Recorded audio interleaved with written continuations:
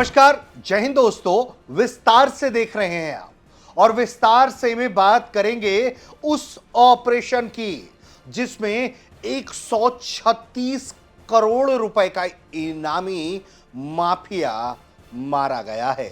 मारा कैसे गया है, क्यों मारा गया है, मारे जाने के बाद क्या स्थिति है और क्या कुछ हो रहा है उसकी मौत के बाद एक देश में गृह युद्ध की स्थिति है, किस तरह से वहां की सेना पर जो उस माफिया गैंग के लोग हैं वो हमले कर रहे हैं, वो माफिया काम क्या करता था, ये सब कुछ विस्तार से में एक एक करके बताएंगे। दोस्तों, बात कर रहे हैं मैक्सिको की, जिसको लेकर भारत ने भी दिशा निर्देश जारी किए हैं।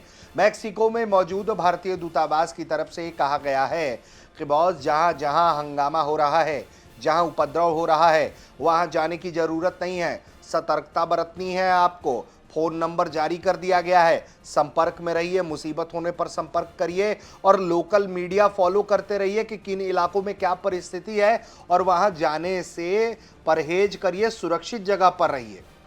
तो ये क्यों कहना पड़ा है? दरअसल हुआ ये है कि मैक्सिको में एक बड़ी अत्यंत गंभीर घटना घटी जब वहां के एक बड़े ड्रग लॉर्ड, जिसे हम कहते हैं आम बोलचाल की भाषा में ड्रग माफिया, एल मेंचो की मौत हुई एक एनकाउंटर में। जब उसे सुरक्षा बलों ने मारकर ढेर कर दिया, उसके बाद पूरे मैक्सिको में उपद्रव होने लगा। मैक्सिको के कई शहर जल उठे हैं, जैसा कि हम आपको तस्वीरों में दिखा रहे हैं कि एल मेंचो की मौत के बाद उसके समर्थक, उसके गैंग के लोग सड़कों पर चले आए और आगजनी करने लगे, तोड़फोड़ करने लगे, गोलीबारी करने लगे, जिसकी हम आपको तस्वीरें दिखा रहे हैं। पूरे देश में गृह युद्ध जैसे हालात हो गए। तो अब चलिए एक एक करके आपको बताते हैं विस्तार से में कि क्या कुछ हुआ है और क्या पूरी घटना है। तो सबसे पहले कि मैक्सिको में अभी की स्थिति क्या है और क्या हुआ है। दरअसल हुआ यह है कि जो ड्रग लॉर्ड था एल मेंचो, उसकी मौत हुई। उसके बाद उसके संगठन CGNG जो है, जिसको जल्सको न्यू जनरेशन कार्टेल ने कहते हैं, उसने सुरक्षा बलों के खिलाफ जवाबी कार्रवाई करते हुए ग्वाडलाजारा और पुएर्टो वेलाट्रा जैसे शहरों में आतंक मचा दिया। सड़कों पर गाड़ियां जलाई जा रही हैं, हाईवे ब्लॉक कर दिए गए। इमरजेंसी जैसे हालात है। कई राज्यों में स्कूल, व्यापारिक संस्थान बंद किए गए, शहरें खामोश हो गईं। राष्ट्रपति शाइनबाम ने शांति बनाए रखने की अपील की है। हिंसा रोकने के लिए हजारों हजार की संख्या में सैनिकों को तैनात करना पड़ा है। अब बात करते हैं कि यह ड्रग लॉर्ड कौन था। एल मेंचो ये CGNG कार्टेल का संस्थापक और प्रमुख था। सबसे आश्चर्यजनक बात यह है कि यह कभी आम पुलिस वाला था, पुलिसकर्मी था, लेकिन इसने एक रोज इस विभाग को अलविदा कहा और फिर इसने वो करना शुरू किया जिसकी कोई कल्पना नहीं कर सकता था। इसने अपने एक ड्रग रैकेट शुरू किया और बाद में ये इस तरह से आपराधिक दुनिया में आता है और इसका एक दबदबा कायम हो जाता है और एक अपना पूरा ये ड्रग फाउंडेशन जो है वो बना लेता है और पूरा मैक्सिको का सबसे बड़ा जो ड्रग लॉर्ड्स हैं उसमें से एक नाम है ये एल मेंचो। तो ये अपनी सिर्फ माफियागिरी के कारण ही नहीं प्रचलित था या जो ड्रग सिंडिकेट चलाता था उसके लिए नहीं, ये जिस तरह का जो क्रूरता करता था वो भी बड़ा भयानक है।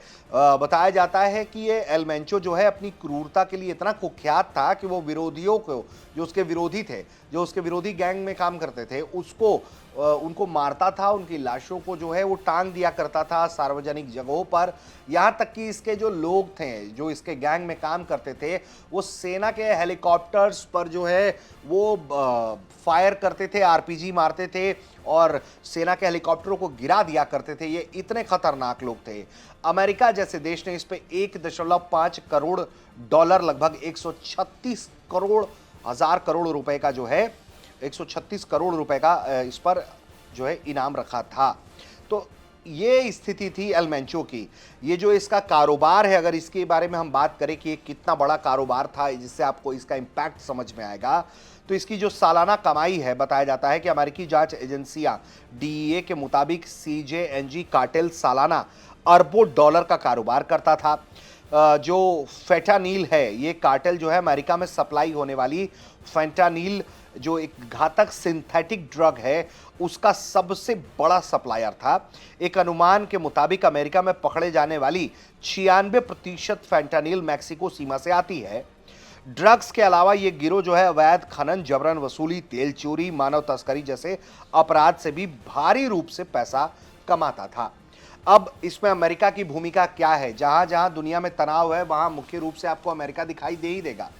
लेकिन अमेरिका की भूमिका में क्या वाकई में अमेरिकी सैनिकों ने ऑपरेशन को अंजाम दिया? इसका जवाब जो मैक्सिको की तमाम नेताओं की तरफ से दिया गया है, वो कहा गया है कि जी नहीं, इंटेलिजेंस शेयरिंग वाला मामला है। एल मेंचो को मारने वाले ऑपरेशन में अमेरिकी खुफिया विभाग एजेंसी सीआईए और पेंटागन की जो नई joint inter agency task force counter cartel ने है, उसने महत्वपूर्ण जानकारी साझा की मैक्सिको सरकार के साथ। अमेरिकी राष्ट्रपति डोनाल्ड ट्रंप ने मैक्सिको पर इन कार्टेल्स के खिलाफ सख्त कार्रवाई करने या आर्थिक प्रतिबंधों का सामना करने का भारी दबाव बनाया हुआ है। हाल ही में अमेरिका ने सीजेएनजी को विदेशी आतंकवादी संगठन के रूप में भी नामित किया, जिसके बाद यह इंफॉर्मेशन शेयर किया गया और फिर देखिए कि कैसे इसको मार दिया गया। अमेरिका सालों से मेरिडा इनिशिएटिव जैसे कार्यक्रमों के तहत मैक्सिको को सुरक्षा सहायता और प्रशिक्षण प्रदान करता है। अब ये मारा कैसे गया? इतना बड़ा ड्रग लॉर्ड था, इतनी बड़ी इसके पास पूरे लाभ लश्कर थे, इसके पास पूरा गैंग था, तो ये मारा कैसे गया? ये भी एक सवाल है। इसमें एक बड़ा दिलचस्प एंगल है जो बताया जा रहा है रक्षा मंत्री के हवाले से मैक्सिको के, वो ये कि गर्लफ्रेंड को बग किया गया और गर्लफ्रेंड को बग करने के बाद इसके लोकेशन को पता लगाया गया और फिर इसकी जो है इसे मारा गया। जो मैक्सिको के रक्षा मंत्री हैं, वो बताया जा रहा है कि खुफिया एजेंसियों ने एल मेंचो की पार्टनर गर्लफ्रेंड से जुड़े एक भरोसेमंद साथी की पहचान कर ली, उसकी गतिविधियों पर पैनी नजर रखी। इसी व्यक्ति ने एल मेंचो की प्रेमिका को जलिस्को राज्य के पहाड़ी इलाके टापालपा शहर के पास एक ग्रामीण कंपाउंड में पहुंचाया, जिसका पीछा करके सेना एक ग्रामीण इलाके में स्थित कैंप तक पहुंच गई। जब वो महिला वहां से निकली तो अधिकारियों को यकीन हो गया कि भारी सुरक्षा के बीच कार्टेल लीडर कंपाउंड के अंदर ही है। इसके बाद सुरक्षा बलों ने तुरंत ऑपरेशन शुरू किया। अगले दिन पूरे इलाके को घेर लिया और गोलीबारी शुरू होती है, पूरा हंगामा होता है, तांडव होता है और उस दौरान एल मेंचो, उसके बॉडीगार्ड्स, तमाम लोगों को गोली लगती है। जब एल मेंचो को अस्पताल ले जाया जा रहा था इलाज के लिए, तो रास्ते में बताया जाता है कि हेलीकॉप्टर में सवार उसकी जो है एल मेंचो की मौत हो जाती है और वो जब हॉस्पिटल पहुंचता है तो उसे ब्रॉड डेड डिक्लेयर किया जाता है। तो ये स्थिति थी और ये उसके बाद उपद्रव शुरू होता है। बताया जा रहा है कि इसमें सुरक्षा बल, इस उपद्रव में जो है वो तकरीबन 3 दर्जन के करीब सुरक्षा बलों की मौत हुई है। इसके अलावा जो ड्रग कार्टेल से जुड़े हुए इसके लोग थे एल मेंचो के, वो उनकी भी बहुत मौत हुई है इसके बाद जो काउंटर ऑपरेशन शुरू हुए हैं। वहीं इसके अलावा बताया ये जा रहा है कि अब चूंकि एल मेंचो मारा गया है तो सीजेएनजी को कौन संभालेगा, इसका कौन कमांड करेगा, ये भी अपने आप में बड़ा सवाल है। देखिए, क्योंकि चुनौती बहुत बड़ी है।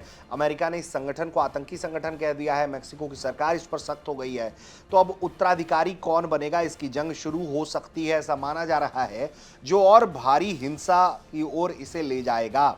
इसके साथ ही प्रतिद्वंदी सिनालाओ कार्टेल जो है इस खाली जगहों को भरने की कोशिश कर सकता है, जो आने वाले समय में मैक्सिको के लिए एक नई सुरक्षा चुनौती हो सकता है। तो बड़ी भारी परिस्थिति बनती हुई दिखाई पड़ती है जहां ये सारी परिस्थिति है और बड़ा अरबों का कारोबार है, अरबों डॉलर का कारोबार है। जैसा कि हमने बताया, लगभग 136 करोड़ रुपए का ये इनामी जो है वो था, अमेरिका की तरफ से घोषित किया गया था इस पर इनाम। और ये मैक्सिको का जो ड्रग लॉर्ड्स होते हैं उनमें सबसे बड़े ड्रग लॉर्ड्स में से एक ये एल मेंचो, जिसका अध्याय समाप्त कर दिया मारकर, और इसके बाद मैक्सिको में आग लगा हुआ है। भारत ने भी अपने नागरिकों को सावधानी बरतने की अपील की है इस उपद्रव के बाद। तो उपद्रव अभी भी जारी है, जगह जगह पर तमाम सख्तियां बरती जा रही हैं। लेकिन ये जो पूरा एपिसोड हुआ है, हमने सोचा कि क्यों ना आपको एक एक करके इसकी जानकारी दें, ताकि दुनिया में जिस तरह से ये घटनाएं, दुर्लभ घटनाएं हो रही हैं, जहां इतने बड़े बड़े बड़े ड्रग लॉर्ड्स जो हैं वो पनप जा रहे हैं सरकार के नाक के नीचे, जिसके बाद इस तरह से अंजाम दिया जा रहा है घटनाक्रम को, वो बहुत चिंता का विषय भी है। आप देख रहे थे विस्तार से।